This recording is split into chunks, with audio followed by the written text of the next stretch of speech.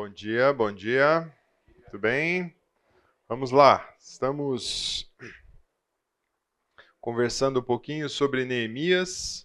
Já passamos por esses assuntos, né? Você que está aqui desde o começo está acompanhando a caminhada desse líder, desse homem de Deus e os seus desafios ali primeiro numa corte estranha, a corte que ele estava, depois voltando para a terra, vamos dizer assim, de origem dos seus antepassados, e a vida que ele começa a ter ali junto com os desafios. Então ele começa a motivar, animar o povo à reconstrução dos muros, que seria a proteção física daquela cidade, mas a gente bem sabe, né, como a gente vai lendo, e ele também sabe, que de fato a proteção quem dava era o Senhor. Dependente de ter muro ou não ter muro, a proteção vinha do Senhor. Então nós vimos como a mão do Senhor estava sobre ele, vimos a obra sendo começada por várias pessoas que estavam envolvidas ali.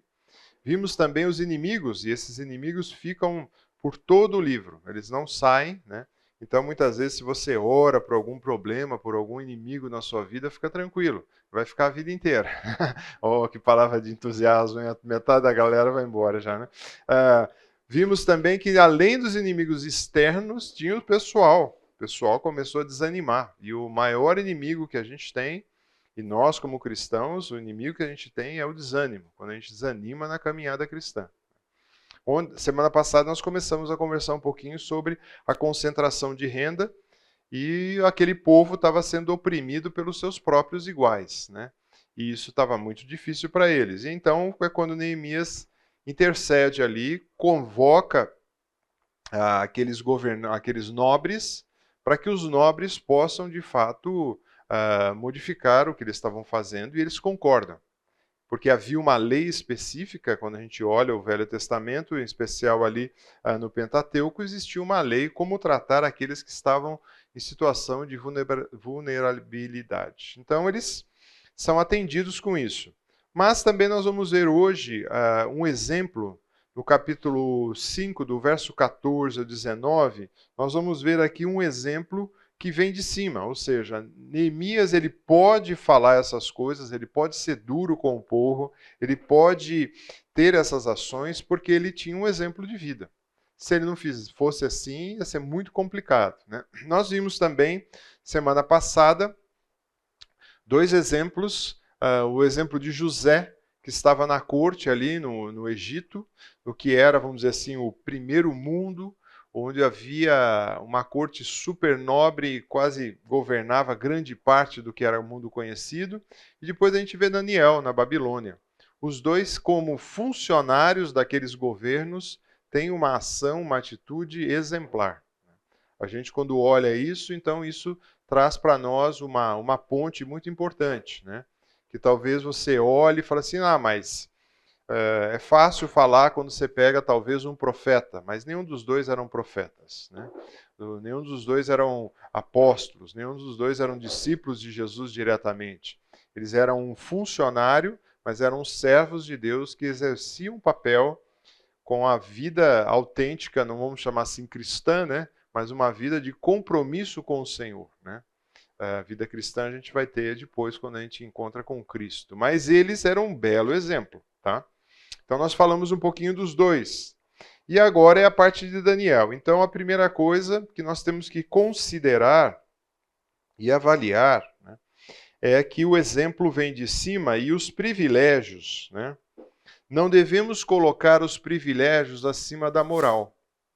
Então no verso 14 o texto diz assim: também desde o dia que fui nomeado governador da terra de Judá, desde o 20º ano até o 32º do reinado de Artaxerxes, 12 anos, nem eu, nem meus companheiros comemos o pão que me cabia como governador. Então existia um salário, existia uma alimentação que era destinada a quem era governador daquela região. Quem pagava isso? O governo de Artaxerxes. Ele que pagava. Então, mas ele fala claramente que ele passou ali 12 anos. Então, você fala, bom, mas como é que ele está relatando 12 anos se está acontecendo a história? Então, vamos lá, isso aqui é um diário de Neemias, tá? Então ele está relatando isso que depois já tinha acontecido. Então quando a gente olha, ele escreve isso depois dos fatos. Então ele fica ali, quando a gente olha no primeiro capítulo, e você tem ali no primeiro capítulo, ele fala assim para o rei, ele diz assim, se for do agrado do rei, nós estamos no capítulo 1, né? Lá no verso 6. Então o rei e a rainha tinham sentado ao seu lado e perguntou: quanto tempo vai durar a sua ausência? E a ausência dele da corte dura exatamente aí, ou aproximadamente 12 anos que ele fica como governador ali na terra de Judá. Mas é interessante que ele usa essa expressão, ele tinha direito? Sim, ele tinha direito. Mas quando ele recebe essa promoção, ele fala: eu não peguei, não comi o pão que cabia como governador. Então ele abriu mão daquilo que ele tinha. Ele abriu mão daquilo. Aí eu peguei um exemplo que a gente tem no nosso país, tá? Não dá para a gente não fazer um paralelo, né? Quais são os privilégios que têm os nossos governantes, né? Então, se você olha ali, esse dado é de 2023, um salário de um deputado federal está ali, quem pode ler ali? Quanto ele ganha por mês? 41 mil quebradinho, né? E ainda ele tem o cotão, que pode variar de 35 a 51 milhões, né? Assim, dividido, né? Um auxílio moradia ele tem também. Ele tem uma verba de gabinete, que é quase, quanto que é a brincadeira lá? 118 mil reais por mês, para dividir com os funcionários que eles estão lá. Né? Tem um plano de saúde, diárias que ele ganha também e ajuda de custo. Então, se você somar tudo isso daí, acho que vai dar um bom salário. Neemias talvez ganhasse essas coisas aqui. Ele ganhasse tudo isso aqui. Mas ele falou assim, eu não usei isso. Eu não peguei isso. Então, quando a gente está elegendo um político, a gente saiba que é isso que está custando. Né? E um governador do estado de São Paulo, ele tira 34 mil, mas com certeza ele tem também vários outros penduricários aí. Né? Quando a gente olha isso, talvez você fique um pouco revoltado, né? Puxa, que revolta, que dureza, que dificuldade. Eu trouxe esse livro aqui para ilustrar da onde vem essa história. Né? Não sei quantos de vocês já leram esse livro. Não é um livro cristão, não, tá, gente? É um livro de história do Brasil. A corte chega ao Brasil empobrecida, destituída, necessidade de tudo. Já estava falida quando deixa Lisboa, mas a situação se agrava ainda mais no Rio de Janeiro. Deve-se lembrar que entre 10 mil e 15 mil portugueses atravessaram o Atlântico junto com Dom Pedro. Para ter uma ideia, isso significava, basta se levar em conta que quando o governo americano mudou sua sede para Washington em 1800, o presidente John Adams transferiu para a nova capital 1.000 funcionários. E a nossa corte naquela época era 10 mil a 15 mil funcionários. Tá? Então, isso não vem de agora. Tá legal? E continua, né, relatando. Né? E uma corte cara, pendulária e veroz. Em 1820, o ano anterior do retorno a Portugal, eles consumiam 513 galinhas, por isso que eu peguei e não comi nada da parte do governador, quando ele fala, né? Não comi o pão do governador. Aí ele diz assim, consumiam 513 galinhas, frangos, pombos, perus, 90 dúzias de ovos por dia, eram quase 200 mil aves, 33 mil dúzias de ovos por ano, que custavam cerca de 900 contos de réis, ou quase hoje 50 milhões de reais no dinheiro atual. A demanda era tão grande que, por ordem de um administrador real, a repartição responsável pelo depósito de comida da corte, todas as galinhas à venda no Rio de Janeiro deveriam ser prioritariamente compradas por agentes do rei. A decisão provocou escassez dessas penosas no mercado e revolta dos moradores na cidade. E assim continua. Depois aí falta dinheiro, resolvem construir um banco, e depois que constrói um banco, o banco começa a produzir dinheiro, e ao produzir muito dinheiro, o que acontece? Começa a ter inflação. Aí pede uma grana violenta para o governo da Inglaterra e fica devendo dinheiro. E assim vai. Então, isso não é novidade. Não era novidade no tempo de Artaxerxes. Não era novidade no tempo aqui no Brasil, na nossa corte, E não é novidade, como a gente viu na foto atual dos dias atuais. Acontece que Neemias poderia usar desses benefícios. Era um dinheiro reservado para ele usar como governador. Mas ele olhando a situação, lembra quando chega aquele relato, a situação miserável que o povo estava, ele fala assim, eu não quero usar isso. Eu vou com os meus recursos próprios fazer isso. Né? Então a gente vê que um exemplo muito claro é que ele não punha, de fato, os privilégios que ele tinha como um governante acima da moral que ele tinha. Há alguma coisa nas Escrituras que fala contra os ricos? De forma nenhuma. Nós temos um exemplo claro disso em 1 Timóteo capítulo 6, verso 13, que diz assim, exorte os ricos do mundo que não sejam orgulhosos, nem depositem sua esperança onde? Na instabilidade da riqueza, mas aonde? Em Deus. Então, a orientação que tem aqui de Paulo para nós e para aquela igreja nas Escrituras é os ricos não podem se orgulhar da sua riqueza, mas a esperança dele também não está no dinheiro. A esperança está em Deus, que tudo, e olha que interessante esse texto, em tudo nos proporciona ricamente para o nosso prazer. Então, Deus não é contra você usufruir dos recursos que você ganha. Agora, é lógico, não vai fazer isso também de forma desmedida, né? Como a gente viu o exemplo aqui da corte, como a gente viu de outros tantos, né? A gente tem que ser sábio com os recursos que o Senhor nos empresta, porque eles nos emprestam, tá? Então, Neemias tinha isso muito claro. Ele tinha visão muito clara de como lidar com os recursos que ele tinha. Um segundo também desafio que nós vemos aqui é resistir a não colocar-se acima da lei. Então é muito interessante porque ele diz assim, mas os primeiros governadores, no verso 15, que estiveram antes de mim, oprimiam o povo, tomava deles o pão, o vinho, além de 40 moedas de prata. Até os seus servos dominavam sobre o povo. Eu, porém, não fiz assim por causa do temor ao Senhor. Então o pessoal oprimia de fato o povo, punha um peso muito grande de impostos exagerados. Né? E não é, já falamos semana passada, né? Todo lugar tem imposto exagerado. E não é diferente quando a gente olha o próprio povo de Israel. Quem pega ali 1 Reis, capítulo 12, verso 10. 1 Reis, verso 12, capítulo 12, verso 10.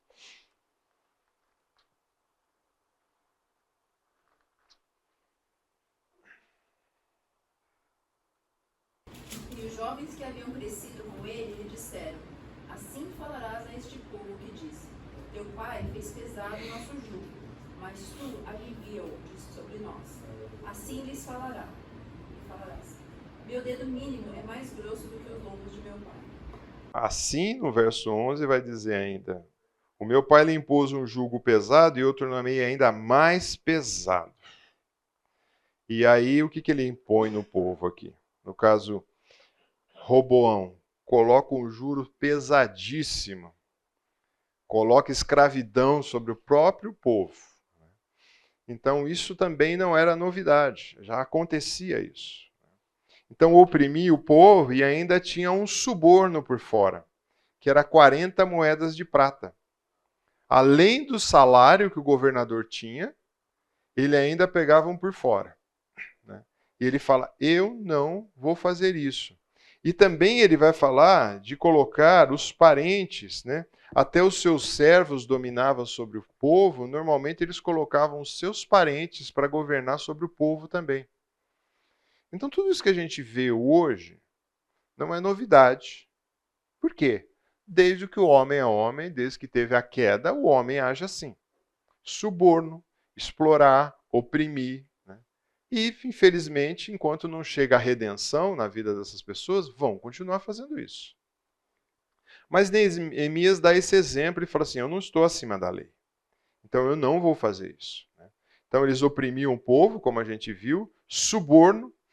E é interessante a gente ver nas Escrituras o que Deus fala sobre suborno. Pois o Senhor, o vosso Deus, é Deus dos deuses, Senhor dos senhores, Deus grande, poderoso e temível, que não faz acepção de pessoa, nem aceita suborno.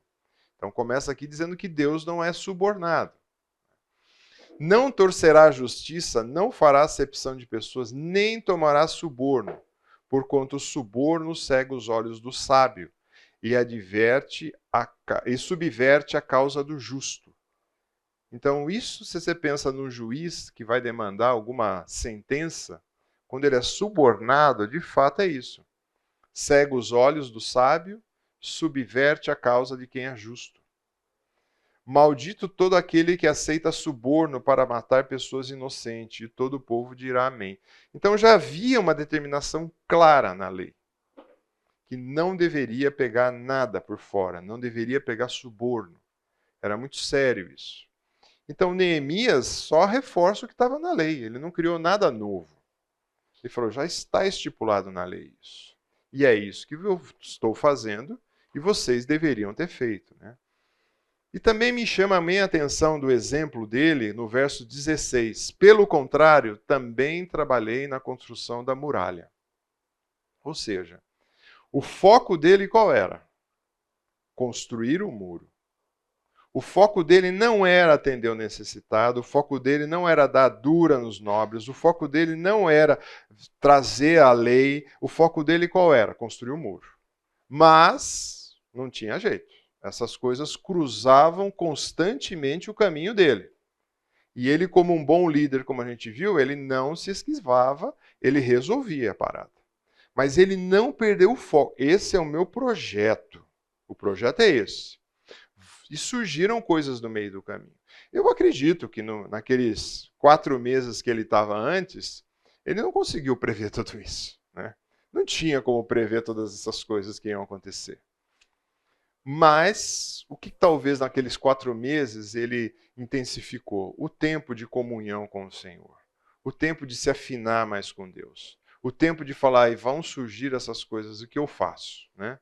Vão surgir dificuldades. Então ele não muda o projeto e ele tem um projeto para ser feito.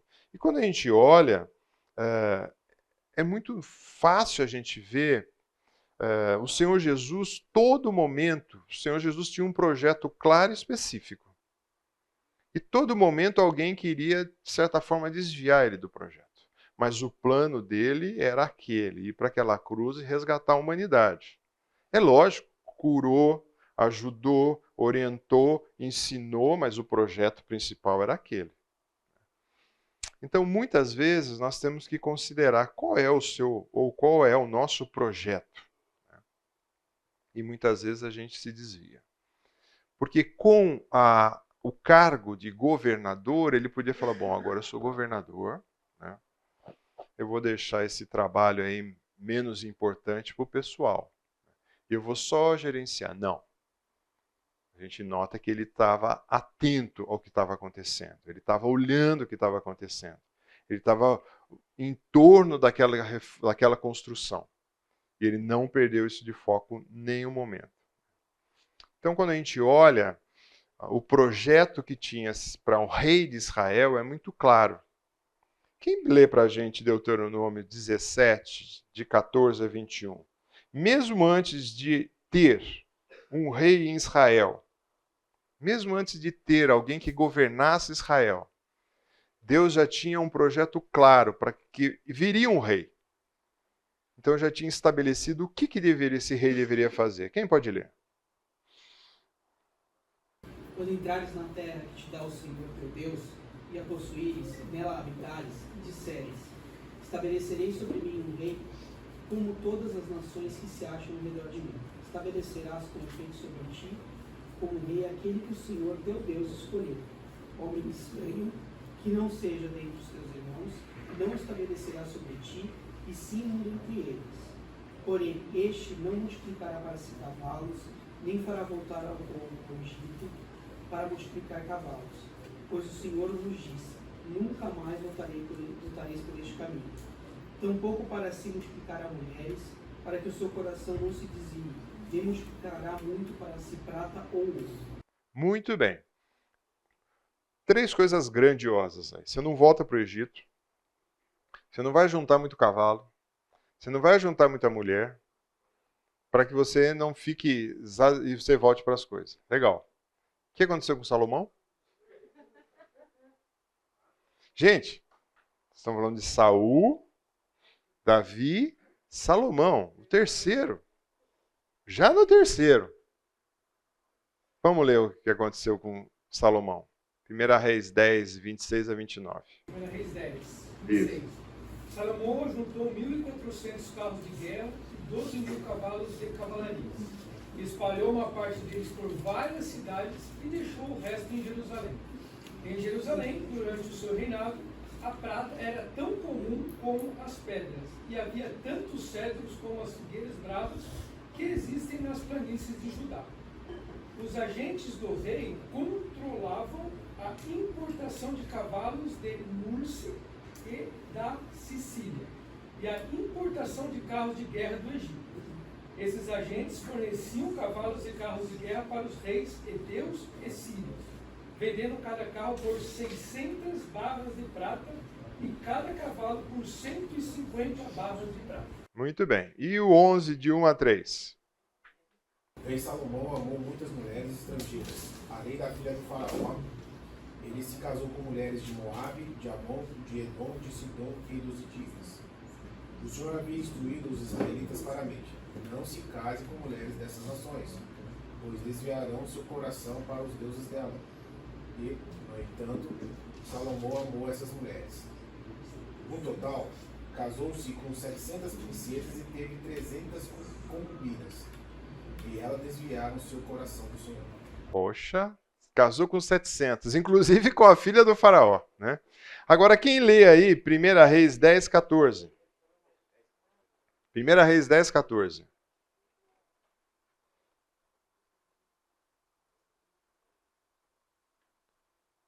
Chegou? O preço do ouro que Salomão recebia anualmente era de 23 toneladas e 300 quilos. Quanto que ele recebia de ouro por ano? 23, o quê? Toneladas. Por quê? A prata não valia nada. Então vamos lá, você que é bom de conta aí. A grama do ouro hoje está R$313. Faz as continhas aí por baixo. O pessoal calcula que era quase 72 bilhões ele arrecadava por ano só de ouro. Você acha que aí dá para desviar ou não? Né? Foi o que aconteceu. Salomão desviou. Né? Peguei só esse exemplo, né? Então, Salomão e outra, né? Foi o homem mais sábio. Muitas mulheres, carros de guerra, cavalo do Egito e uma fortuna dessa. Mas, infelizmente, qual era o projeto dele? Esqueceu o projeto dele, que era para governar como um rei, como Deus tinha estabelecido lá em Deuteronômio capítulo 17. Esqueceu o projeto dele. Né? E foi para outros campos. Né? Há um quarto exemplo que eu vejo também: não desconsiderar as pessoas frente aos projetos. Porque talvez você está tão imbuído de um projeto e você não olha para as pessoas. Ele conseguiu equilibrar essas duas coisas. O que preparava para cada dia era um boi, 6 ovelhas escolhidas, voltei para Neemias, tá? Também a minhas custas eram preparado aves, e de 10 em 10 dias muito vinho de todos os tipos. Nem por isso exigiu pão devido ao governador, porque a servidão desse povo era muito grande. Ele olhou para aquele povo e falou assim: eu vou ajudar a sustentar esse povo. Um boi e ovelha a cada dia. Ele comprava possivelmente, né? Ele não era um fazendeiro, com as custas do dinheiro dele. Então aí nós vamos ver depois mais à frente que já tinha se passado aí quase 2 meses. Ele fazia isso com recursos dele. Ele não pegava o dinheiro que era devido ao governador. E ele estava atento às necessidades daquele povo. Então é interessante a gente olhar. Ele tinha um projeto bem definido que era. Mas independente disso, ele sabia também das necessidades que o povo tinha. Então ele estava atento. Então ele conseguia equilibrar essas duas coisas. Ele conseguia trazer, temos um projeto grande a ser feito, mas também eu não vou desconsiderar as pessoas que estão passando por necessidade. E ele seguia com as duas coisas juntos. É interessante porque quando a gente olha sobre pastoreio, sobre cuidado de vidas, né, a gente tem um grande exemplo disso no Salmo 23, né, onde é dito que o Senhor é o meu pastor e vai toda na narrativa. Quando a gente vê o Senhor Jesus também, ele morre por pessoas. O projeto era morrer naquela cruz. Mas por quê? Só para morrer na cruz? Não, para ser feita a justiça de Deus e para resgatar quem? As pessoas. Para fazer justiça com Deus, né? Pedro 1, 3, 18 diz assim: pois também Cristo morreu uma única vez pelos pecados, os justos e pelos injustos, para conduzir a Deus, morto sim na carne, mas vivificado no Espírito. Então, a morte de Cristo naquela cruz, que era o projeto, tinha como objetivo o resgate de toda a humanidade. Então, você vê, Neemias tinha tudo isso na sua visão. Ele tinha isso, é lógico. Era um cara que, como disse no texto anterior, ele disse aqui, nós lemos, né? Não fiz isso no verso 15, finalzinho. Eu, porém, não fiz isso por causa do temor do Senhor. Era um homem que temia o Senhor. Então, é isso que motivava. Então, quando a gente olha esses desafios que esse líder teve, né, não colocou seus privilégios acima da moral, não se coloca acima da lei. Então, a gente vê tanta gente hoje colocando os seus privilégios acima da lei ou editando as leis, não muda o projeto e ele não desconsidera as pessoas em prol só do projeto. As coisas caminham juntos, né?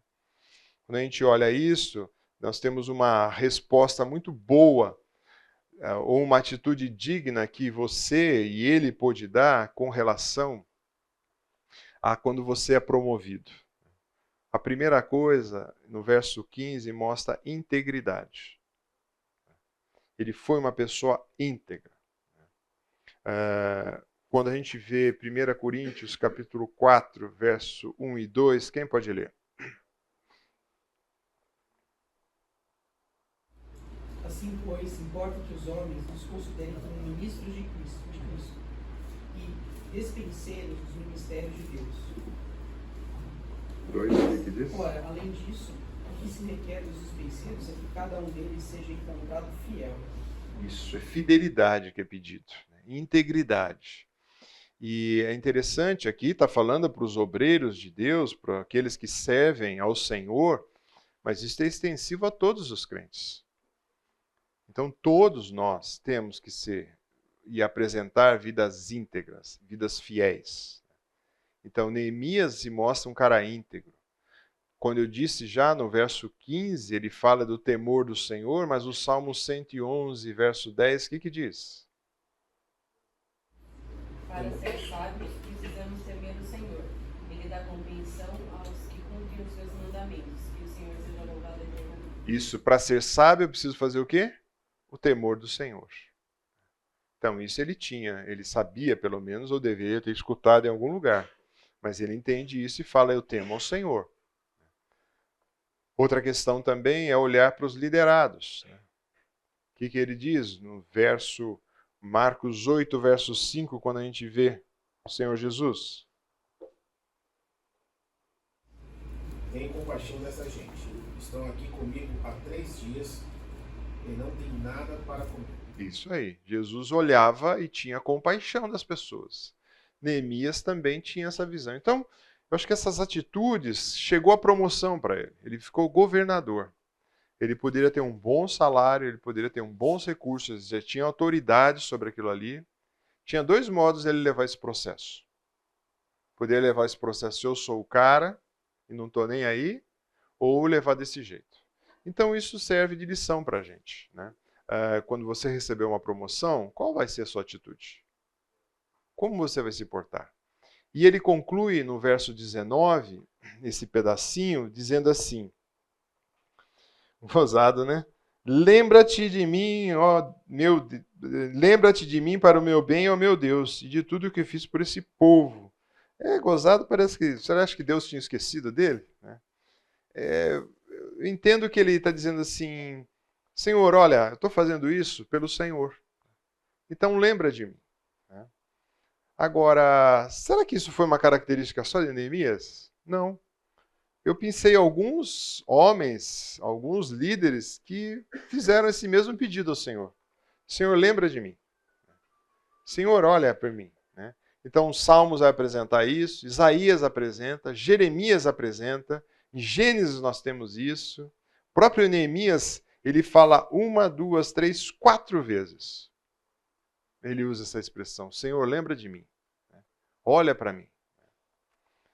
Lucas também nós vamos ter, né? Vamos só ler algumas aí que eu separei. Salmo 25, verso 7. Quem pode ler? Não te lembres dos meus pecados pela cidade, nem das minhas transgressões. Lembra-te de mim segundo a tua misericórdia, por causa da tua bondade, ó Senhor. Isso, lembra de mim, não por causa das coisas erradas que eu fiz, Deus, mas lembra por causa da sua misericórdia, calente que o Senhor me enxerga. Isaías 38, verso 3, o que diz? Lembra-te, Senhor, como tenho servido a ti com fidelidade e com devoção sincera. Tenho feito o que é bom aos teus olhos. Ezequias chorou amargamente. Viu só? Olha lá. Há um lembrete aí. Lembra de mim, Senhor. Jeremias 13, 15. O que diz?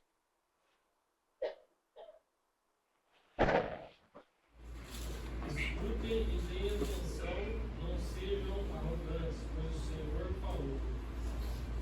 Jeremias 13, 15, é isso? Ixi, então eu passei texto errado. Ah, não. 15, 15. 15, 15. Jeremias 15, 15.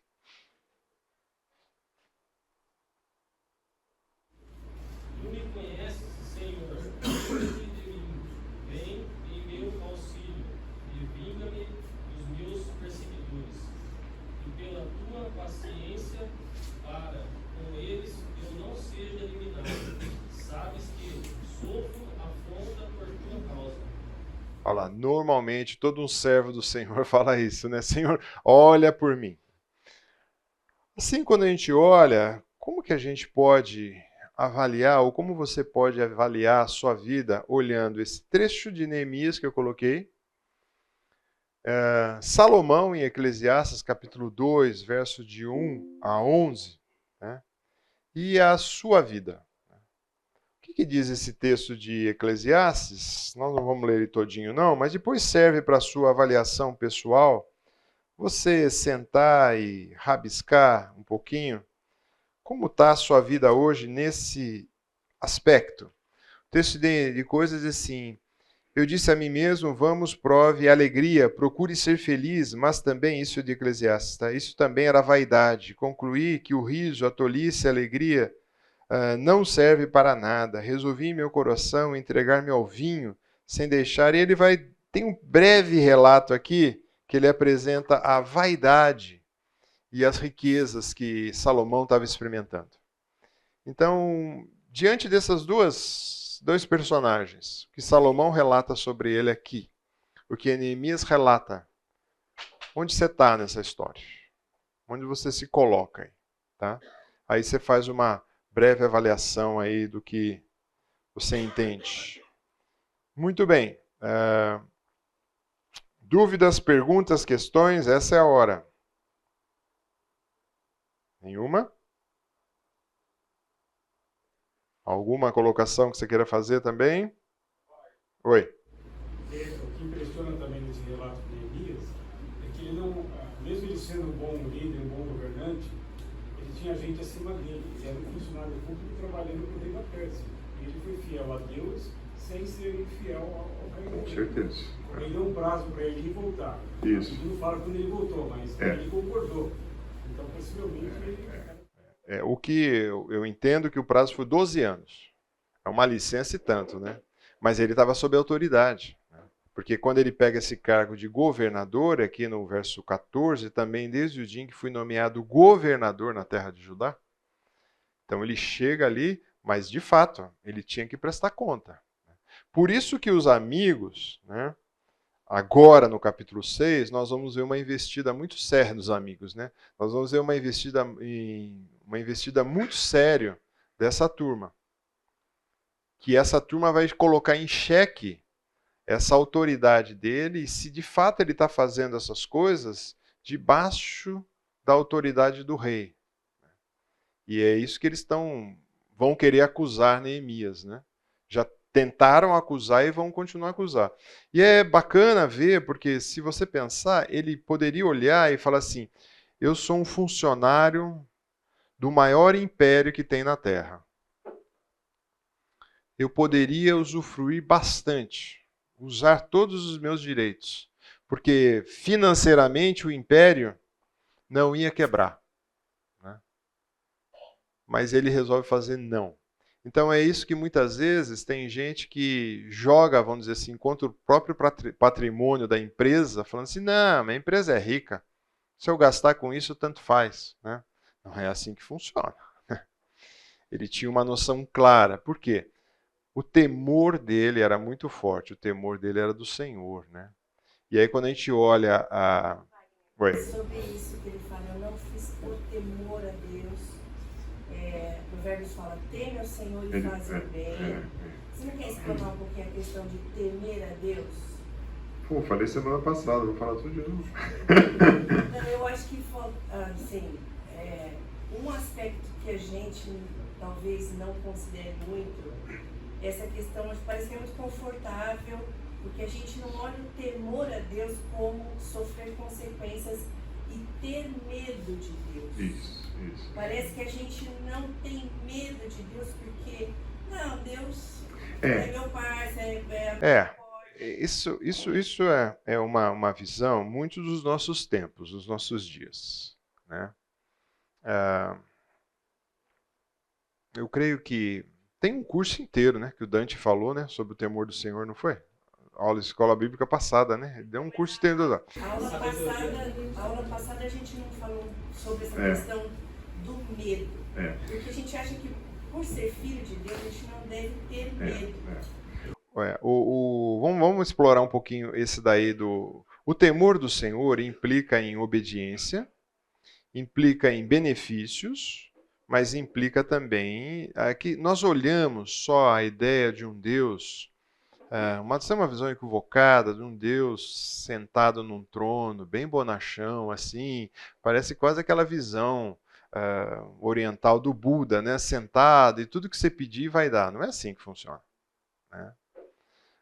Se você ler várias passagens nas Escrituras, nós vamos ver que Deus é um vingador.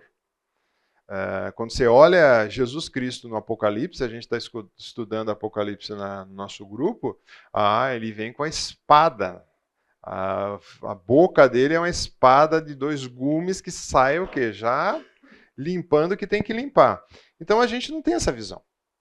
A gente tem... Nós estamos lendo 2 Samuel em casa e a gente está vendo que Davi está sofrendo com fome durante 3 anos e aí vai perguntar para os gibeonitas, se eu não me engano, por que disso, e eles falam que a família de Saul perseguiu eles, e aí Davi pega 7 descendentes de Saul e mata eles em sacrifício para acabar com esse peso que o Senhor colocou sobre Israel. Então, Deus, primeiro, né, a Escritura é muito clara em dizer que de Deus não se zomba. Só que hoje a gente leva um evangelho, de modo geral, muito, legal. Não, Deus é um cara bacana, é o cara. Né? Tem várias definições para Deus, né? Mas nunca tem uma definição adequada que ele é um Deus que cumpre o que ele falou. A gente está vendo aqui. Né? A gente vê na vida aqui de personagens. Então, o temer a Deus, ele envolve várias coisas. A questão de obediência, a questão de Deus vai retribuir, a questão de Deus, eu preciso de fato temer como um Deus que está olhando aquilo que eu estou fazendo. E ao olhar o que eu faço, ele retribui segundo a sua justiça, não segundo o que eu quero. Então, a segunda justiça de Deus, ele pode retribuir para você de várias formas. E muitas vezes com punição e com disciplina. E isso, o Novo Testamento é repleto de dizer que ele disciplina aquele que ama também. Porque você é filho. Então, se a gente for explorar, a gente vai sair de Neemias. Só, não deu nem tempo de falar. Depois a gente volta para o capítulo 6. Esse tema vai longe, né? A gente vai continuar aqui no capítulo 6, verso 1, diz assim, quando? Né? Então, uma continuação aí, quando quem? De novo, os mesmos camaradas, Sanbalate, Tobias, Gesem, o árabe, e o resto dos nossos inimigos. Opa, só aumentou a lista aí, né? Não é fácil não. Ouviram que eu tinha reconstruído a muralha e que nela já não havia brechas nenhuma, ainda até esse tempo que ainda eu não tivesse colocado os portões no lugar. Então, na realidade, ele colocou grande parte dos muros, mas as portas não estavam prontas. Demora um pouco mais de tempo você fazer uma porta sobre medida, com aquele tipo de madeira, com o tipo de montagem que ele vai lá. Empilhar pedra, de certa forma, é mais fácil, né? Então, ainda os portões não estavam colocados, e como vocês viram, tinha vários portões, né? Várias portas de entradas na cidade, não estava pronto ainda, né? Então, o que a gente vê aqui, que planejou o que eles estavam planejando, né?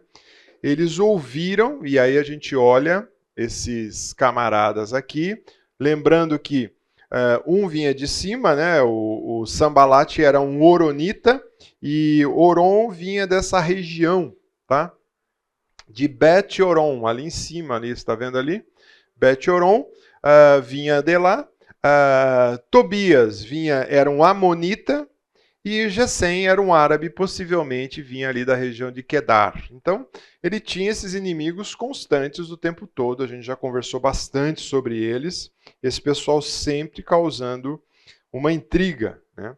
E o primeiro ataque que tem é uma intriga. A intriga que ele apresenta é o seguinte: Sanbalate e Gesem mandaram dizer a mim, venha, vamos nos encontrar numa das aldeias no vale de Onon. Onon esse vale ficava entre Jerusalém e Samaria, tá? Na verdade, o que eles queriam era me fazer mal. Neemias não era ingênuo, né? Ele não era ingênuo, ele sabia das intenções desse pessoal. Então você vê, os muros estavam quase prontos na totalidade, e alguns acreditam que ali, na realidade, é uma cidade que eles queriam, chamado Sefirim, porque essa palavra nas aldeias é referente a quase como se fosse uma cidadezinha que tinha ali, indicando um local que depois aparece em Neemias 7:29 e Neemias 7:37, que eram uma região muito hostil. O objetivo muito claro que eles tinham, qual que era? Tirar Neemias de cena dali, levar para esse local e possivelmente ter um atentado contra a vida dele. Então, tirar ele da onde ele estava envolvido no trabalho, né? Então, há esse convite, né? E a gente vê que essa intriga não é coisa nova também. Quando a gente lê o Salmo 101, verso 4, longe de mim o coração perverso, não quero conhecer o mal. Ao que as ocultas calunia o próximo, a esse destruirei. E o teu olhar altivo e o coração soberbo não suportarei. Então aqui mostra claramente a ideia de trama, propósito, contra a vida de Neemias, né? E havia uma intriga muito forte ali contra ele. Quando a gente olha para 2 Coríntios, capítulo 12, versos 19 e 20, quem pode ler?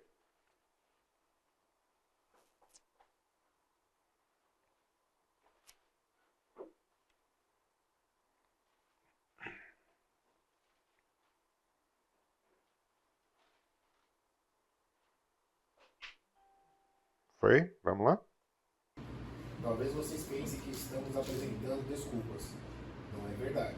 Dizemos tais coisas como servos de Cristo, tendo Deus como testemunho. Tudo que fazemos, amados, é para fortalecê-los. Pois temo que, ao visitá-los, não gosto daquilo que encontrarei e vocês não gostem da minha reação. Temo que encontre brigas, inveja, ira, egoísmo, calúnia, intrigas, arrogância e desordem. Isso, olha que Paulo estava vendo que possivelmente ia encontrar ali calúnias, intrigas, desordem, né? E nesse Salmo 101, verso 4 também, esse era bem o perfil daqueles camaradas que estavam tentando contra a vida de Neemias, né? Não é só esses. Eu peguei uma outra passagem também, quando a gente olha no questão de Números, capítulo 12. Miriam e Arão falaram contra, ou seja, caluniaram, difamaram Moisés por causa de uma mulher cuxita que havia tomado, pois ele tinha tomado uma mulher cuxita. E disse, será que o Senhor falou somente por meio de Moisés? Olha aí a insinuação. Será que não falou também por meio de nós? Os irmãos falando. O Senhor ouviu o que eles disseram. Moisés era um homem muito manso, mais do que qualquer outro sobre a terra. Imediatamente o Senhor disse a Moisés, Arão e a Miriam, vocês três dirigem a tenda do encontro. E eles foram até lá e você sabe o que aconteceu, né? Deus deu, aí a gente está falando do temor do Senhor, né? O Senhor falou, é Moisés que eu quero. Vocês não estão? Então vou dar um castigo para vocês, né? Quando a gente olha também um ajudante do profeta Eliseu, em 2 Reis, capítulo 5, ele apresenta uma ganância danada ali. E Deus também repreende a ele. E qual é a resposta que Neemias dá? Por isso enviei mensageiros dizendo, estou fazendo uma grande obra e não posso descer até aí. Porque devo parar a obra e me encontrar com vocês?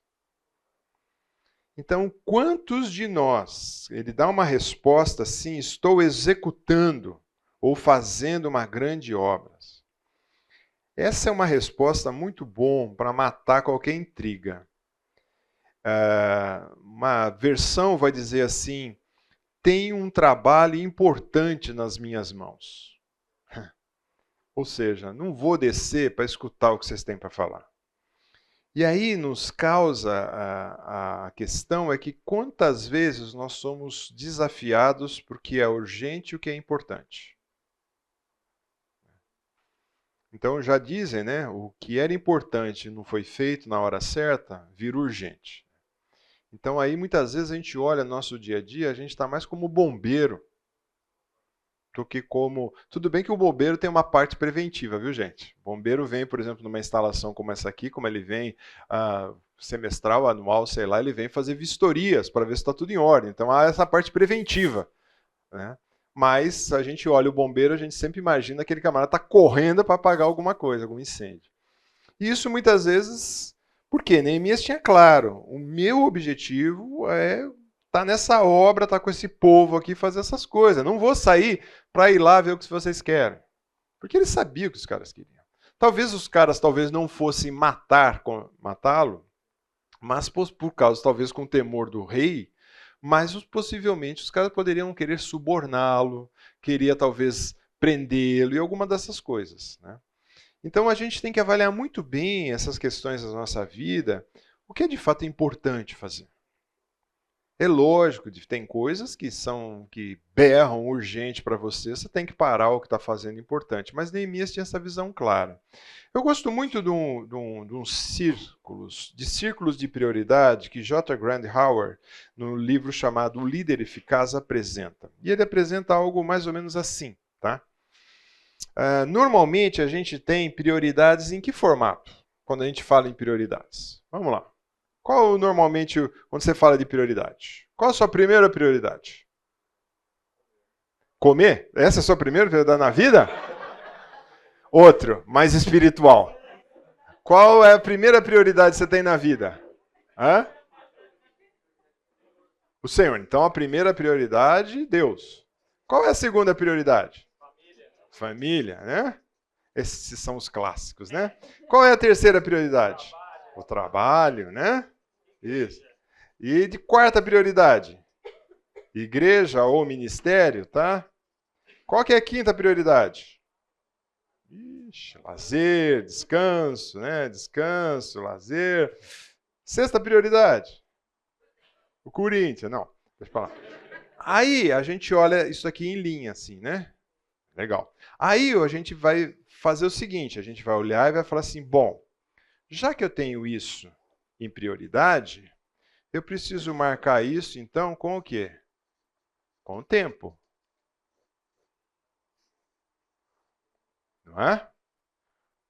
Muito bem. Quanto tempo você gasta no trabalho?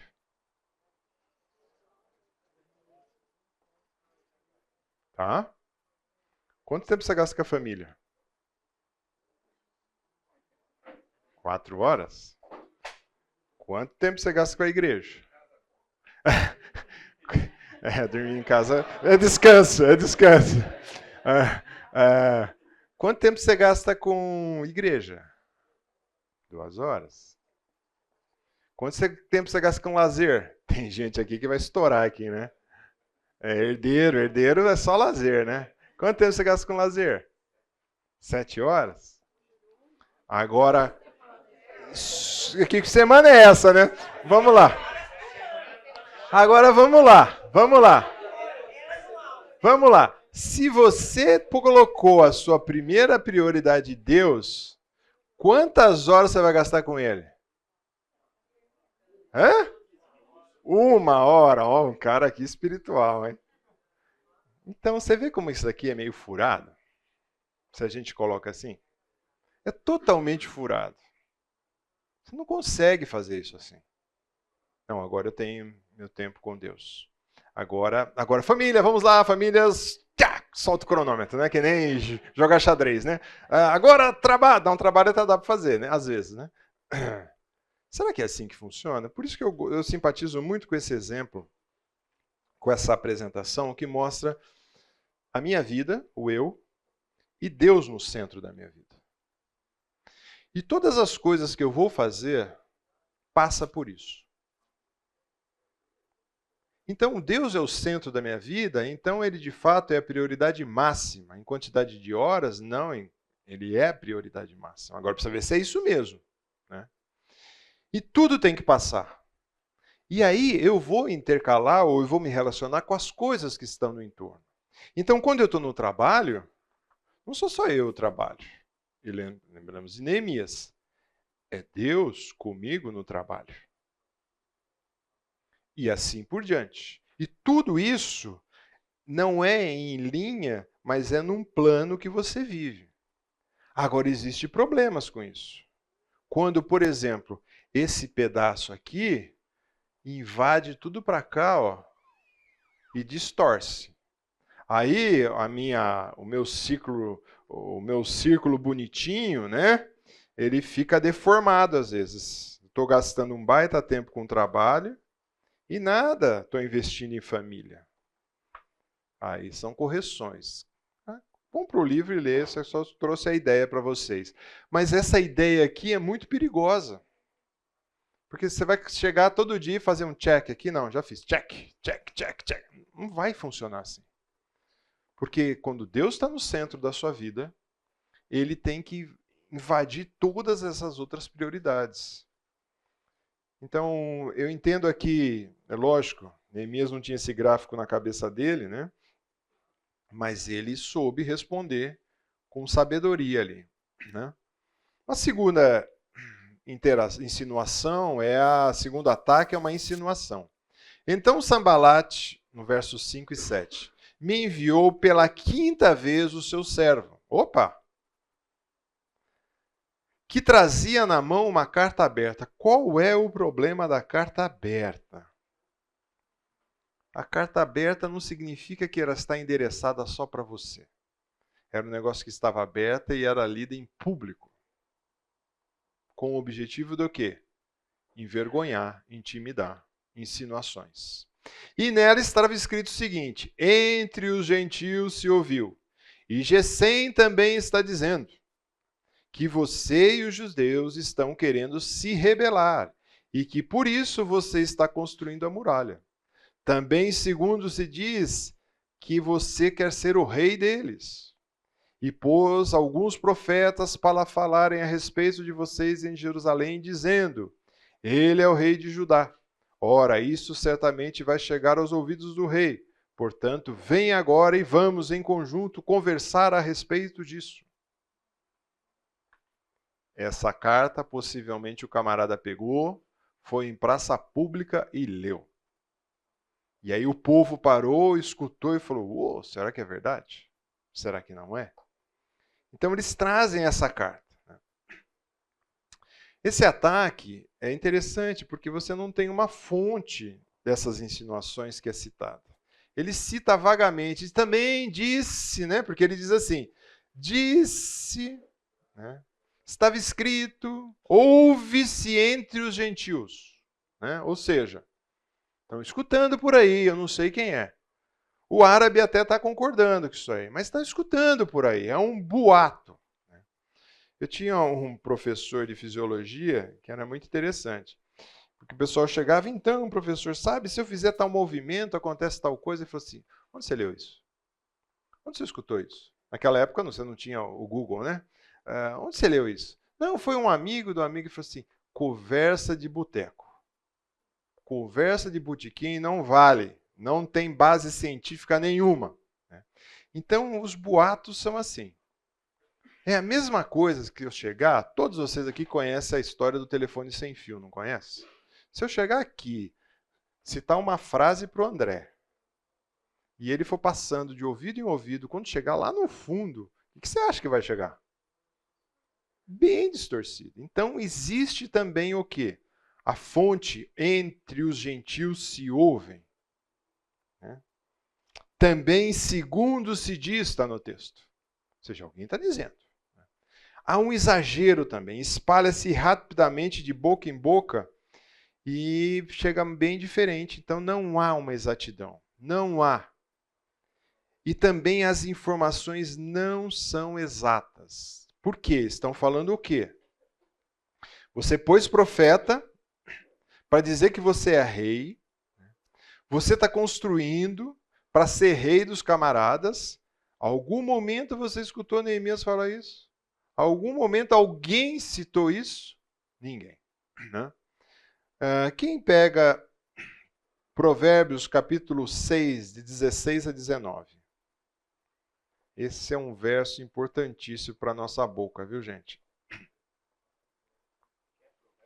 Provérbios 6, de 16 a 19.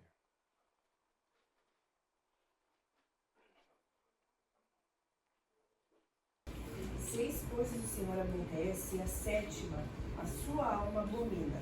Olhos altivos, língua mentirosa, mãos que derramam sangue inocente, coração que trama projetos iníquos, pés que se apressam a correr para o mal, testemunha falsa que profere mentiras, e o que semeia contendas entre os irmãos. 7 coisas o Senhor odeia.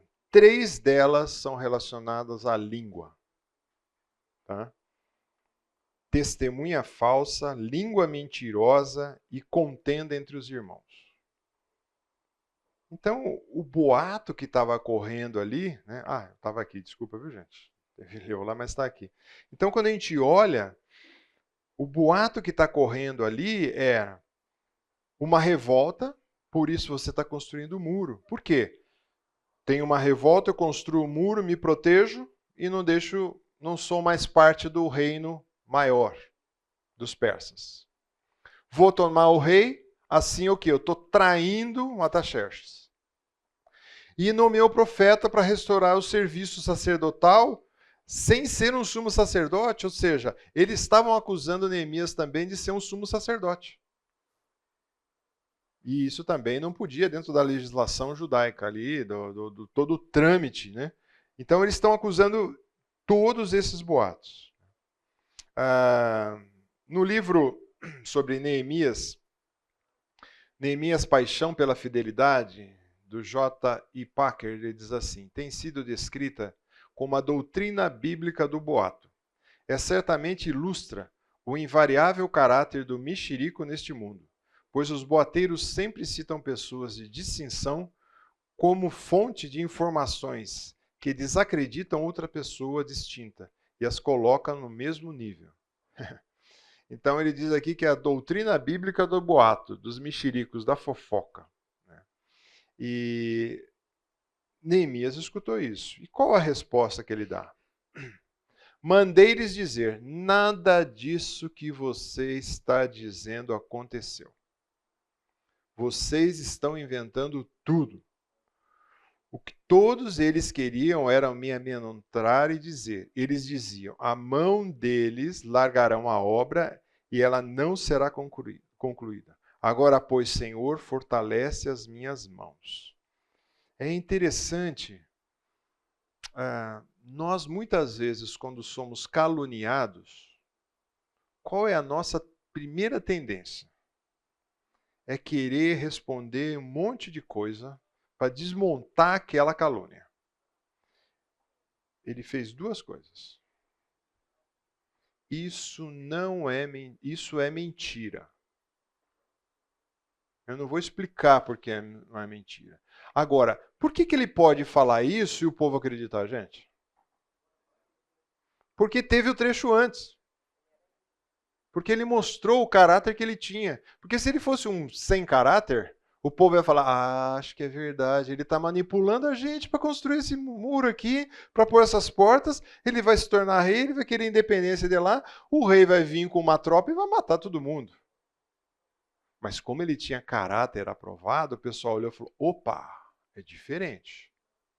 A gente pode confiar nesse líder. Isso é mentira. E é interessante que ele fala, ele vai direto. E ele não é politicamente correto, ele é biblicamente correto. De querer falar, não, é assim, é assado. Não. Ele vai direto ao ponto. Ele vai direto. É mentira isso que vocês estão falando. E ele entendeu que era uma armadilha para desviar o povo. E também ele faz o quê? O trecho diz, agora, pois, ó Deus, fortalece as minhas mãos. Ele ora. Ele pede para quem resolve a parada. Deus, entra nessa situação. Senhor, estou entregando isso nas tuas mãos. É o Senhor quem vai resolver. Por quê? Porque se eu for, eu vou fazer bobagem. E fortalece as minhas mãos para continuar que projeto? Construir o que falta e ainda continuar com fidelidade fazendo as coisas. Então ele olha esse ataque que ele sofre aqui e ele responde desse jeito. Fortalece as minhas mãos, entrega para quem pode resolver. O Salmo 6, verso 9 diz assim, Senhor, ouviu as minhas súplicas e o Senhor acolhe as minhas orações. Então você tem uma certeza disso. Deus ouve as nossas orações. Talvez a resposta não chegue na velocidade que a gente quer ou como a gente quer. Mas que ele ouve, ele ouve. E ele sabe como atender. Não parou aí. Teve um terceiro ataque. Uma intimidação direta. Verso 10 a 14 diz assim, quando fui à casa de Semaías, filho de Delaías, filho de Meabatabes, que estava impedido de sair de casa, ele me disse, vamos nos encontrar na casa de Deus dentro do templo. Vamos fechar as portas do templo, porque virão matar você. E de noite eles virão matar você. Quem lê Números 18, verso 7?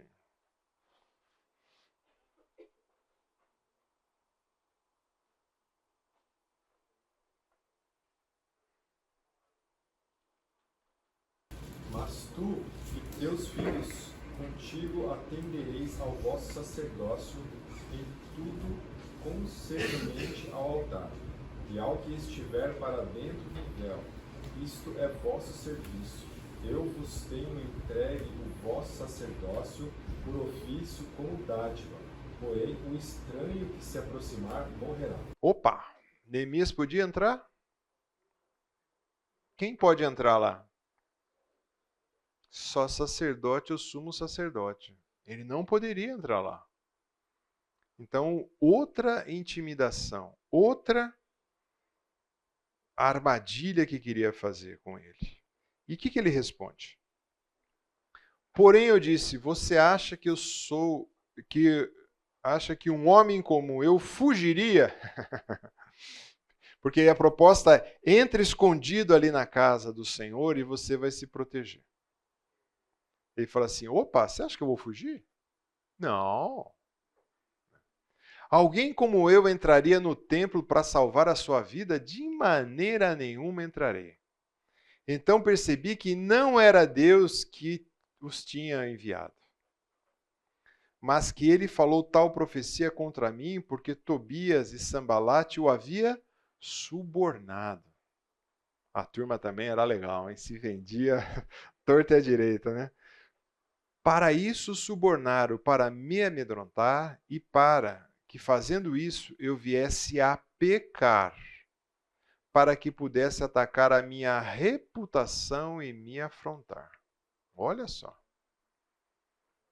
Que visão clara. Esses caras foram subornados. Será que eu devo fugir? Será?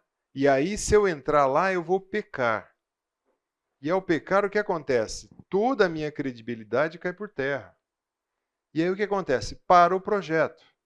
Porque o povo não vai dar crédito, não vai continuar. Parou o projeto, o que acontece? A cidade fica aberta para quem? Para esses 3 picaretas e outros mais. Se usufruir de tudo que estava ali. Então ele mostra um caráter e uma coragem, né? Eu vou fazer isso? Eu vou fugir de medo? Não vou fugir. Eu vou ficar. Eu tenho uma proposta a fazer. E ainda ele continua, e eu pincei esse versículo de Ezequiel, que diz assim: Filho do homem, vira o teu rosto contra os filhos do povo que profetiza, e o que ele diz? Vem do próprio coração. Gente, o que Jeremias, não é Ezequiel, mas Jeremias diz sobre o coração? Coração enganoso e desesperadamente corrupto. Então ele está falando, filho do homem, vire o seu rosto contra as filhas do seu povo que vão profetizar, essas profetisas. Aqui é um texto que fala só sobre falsas profetisas. Que elas profetizam coisa da onde? Que vem do seu coração, ou da sua mente, da sua cabeça.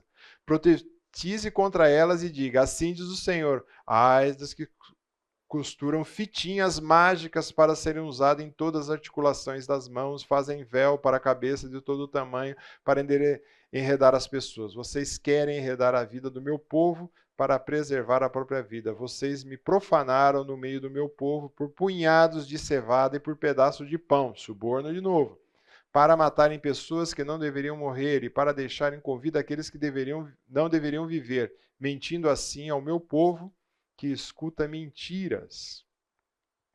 Então ele é muito forte em dizer isso, né? Sobre esses falsos profetas. E já tinha acontecido isso.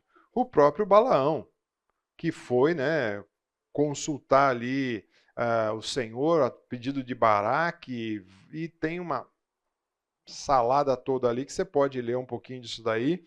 Quando a gente olha isso, a gente vê que sempre vai ter alguém tomando o lugar de Deus e dando conselhos. Mas o Neemias estava atento. Ele sabia o que estava acontecendo. Ele sabia muito o que estava acontecendo. Então, como ele responde? Né? Aos ataques que os inimigos apresentaram, né, de intriga, ele mostra o quê? Ele mostra ser um homem de caráter. Caráter é aquilo que você faz quando ninguém está te olhando. Ele mostra isso. O líder de caráter, ele mostra também a sua intimidade com o Senhor. E o caráter ele precisa em todos os locais, não é só na vida da igreja. Na vida familiar, no trabalho, nos relacionamentos que você tem, como a gente vê as prioridades ali com o mundo, com tudo isso. Então, quando tem intriga, ele mostra o caráter dele. Isso é suficiente. Quando tem insinuações, ele mostra em quem ele confia. Ele confia no Senhor, ele não confia naqueles camaradas. Então tem essas insinuações, ele poderia ficar desesperado ou querer se justificar para uma série de coisas. Minha confiança está no Senhor. É Ele quem faz as coisas. E quando ele é intimidado também, ele precisa de coragem. Fiz um esqueminha aqui que nem americano gosta, né? ICCC, né? O americano gosta dessas... Mas deu certo, né? Mostra que... O coragem mostra quem somos e com quem estamos envolvidos. Então, os projetos que ele tinha precisaria de muita coragem para enfrentar. Então, que isso seja de exemplo para a gente. Eu tenho um outro exemplo aqui também para mostrar para vocês. Eu extraí do livro do Jenny Getz, e é um outro livro sobre Neemias também. E ele usa uma avaliação para determinar a maneira como você responde a críticas. Tem 2 páginas, tá? Eu vou pôr, na realidade, estão 3 PPTzinhos aqui.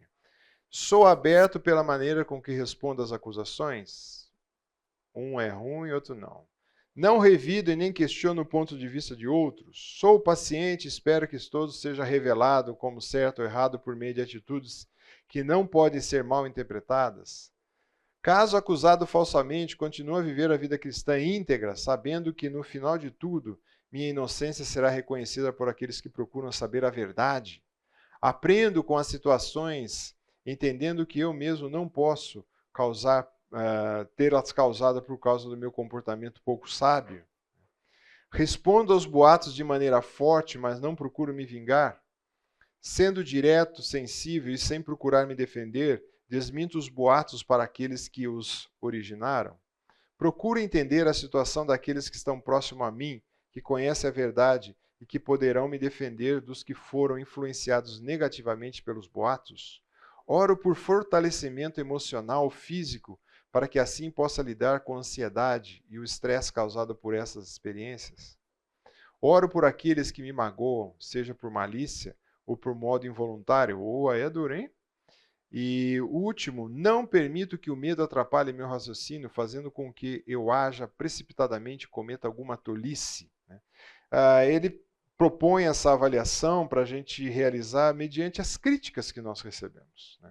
E não tem jeito, você vai ser criticado. Quer seja no seu lar, quer seja com a vizinhança, quer seja no condomínio que você mora, quer seja no seu trabalho, Você começou a fazer algo, você vai ser sempre criticado. Dúvidas e perguntas até aí, gente? Tudo bem aí com Neemias? Tá? Eu não tenho PPT, mas eu tenho o estudo pronto, mas eu acho que eu não vou entrar nele porque falta 5 minutinhos para a gente acabar a aula. Que é a última parte, que é o capítulo 6, do verso 15 ao verso 7:3, onde ele está terminando a conclusão da obra. Tá? Mas eu não vou entrar nele não, para a gente não perder os PPTs, que eu vou estar em outra aula. Vamos orar? Deus, obrigado pela tua palavra, obrigado pelo teu servo Neemias, que nos ensina muito sobre como devemos nos portar. Nos ajuda assim, ó Pai, no nosso dia a dia, nos desafios que temos. Precisamos da tua graça, da tua orientação, precisamos de coragem, precisamos de confiança, precisamos também, Senhor, levar uma vida centrada em Ti. Assim, trabalha em cada um de nós, em cada um dos nossos desafios, para que tenhamos uma vida exemplar diante do Senhor e que as outras pessoas possam ser incomodadas, aqueles que Te conhecem possam arrumar a sua direção, aqueles que não Te conhecem ainda possam ter um encontro genuíno contigo. Assim nós oramos no nome precioso de Cristo. Amém.